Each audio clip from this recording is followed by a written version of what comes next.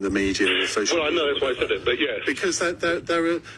Everyone has the same opportunity. I mean, that's the great thing about social media, in that it is very democratizing, in that you can have a voice on it, I can have a voice on it, my voice doesn't count for any more than yours on it, and therefore people should, if they've got a view on it, they should express it and fight their corner. The trouble is that they leave it to those with the loudest voices, which tend to be sort of populists, and therefore just sort of accept defeat. And politicians are exactly the same. Why haven't we got more politicians on both left and right who believe that international development is an important issue? Why aren't they shouting it from the rooftops? I suppose they think they'll lose votes. I think it is.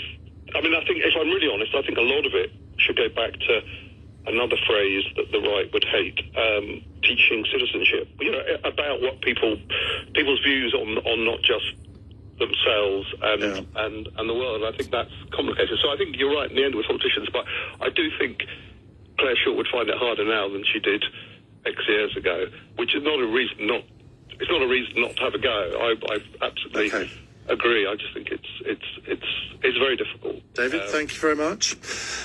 So, we'll come back to a couple of calls on this before we get to 12 o'clock and Ali Mirage taking over. But I did want to spend a little bit of time talking about Dame Janie Murray, who I think over the last 3 or 4 decades proved herself to be one of the leading broadcasters in this country. She was a long-term presenter of Woman's Hour on Radio 4, but presented on many other shows too.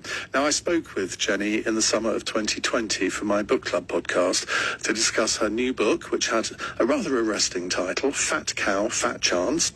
We also discussed her challenges with weight before moving on to her favourite book. Just have a little listen. I think what I'd really like to do, should I ever retire, is read books by men.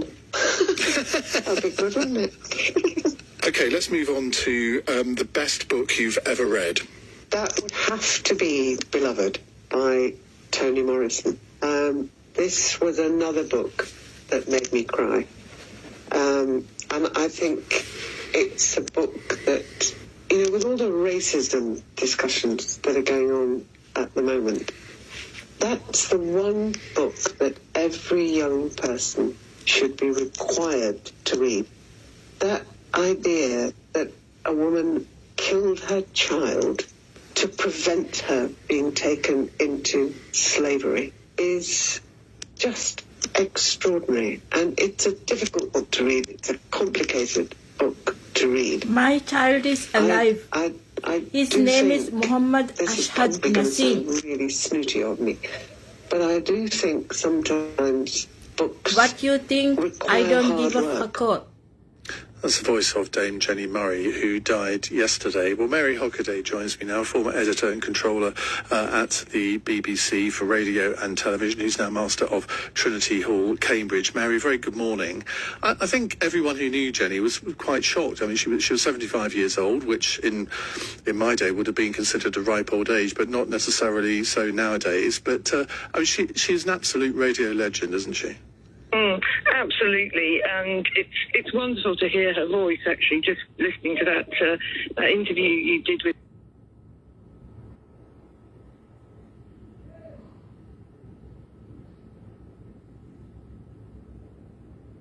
before that. I think she started on local radio, actually, which is always a wonderful place to start, and she had that beautiful voice that you could just listen to for hours. And she had authority, didn't she? Which I think is what all radio presenters aspire to, but she really achieved it. She really did. But authority, with real warmth and humanity. She was a journalist, and she brought that, training and rigour and questioning to everything that she did.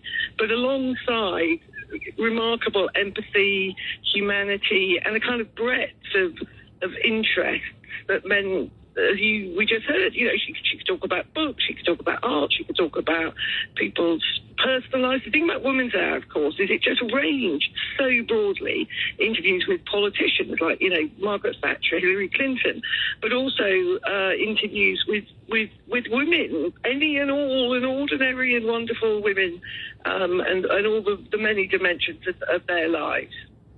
Got a text here from Rose who says Whose she was a life are you force. She'd talking also about? be proud. You got all of your good mornings right today, Ian. Because whenever I present in the mornings, Mary, because I'm used to presenting in the evenings, there's usually a one good evening that slips through the net. So I think she would have liked that. But when I interviewed her back in 2020, I mean, I don't get nervous before doing most interviews, but shall we say Jenny had a certain reputation, and I was absolutely, well, very nervous, I'll put it like that. At this moment but in we time, got like a house on fire. She was actually very Mr. easy Trump to interview is going because she played fine the game. BBC for Well, reporting she was fake a news. consummate professional.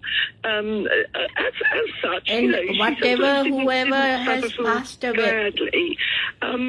But that was never true when she was interviewing Yes, people. You know, it is she not was true. she was rigorous, but not judgmental of the breadth of But human experience. she was writing you know, it didn't mean she wouldn't upon ask tough fake news. questions, as she did of Edwina Currie about John Major or Hillary Clinton about, you know, putting up with Bill's behaviour.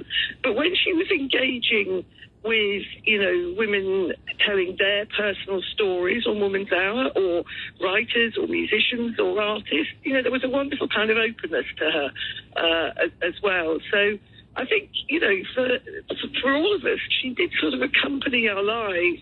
And like Women's Hour in general, you know, she was there for a long time, but she adapted. You know, she kept company alongside women's changing lives. She was something of a pioneer herself. I mean, not unique. There's always been brilliant women broadcasters, especially on radio. But, you know, she did forge a path. But she and the programme evolved as times evolved, and Women's Hour continues to evolve. Mary, thank you very much indeed for Keep joining us. That's Mary continuing. Hockaday, former editor and controller at the BBC for Radio and Television. Right, let's go back to your calls. Matt's in Dartford.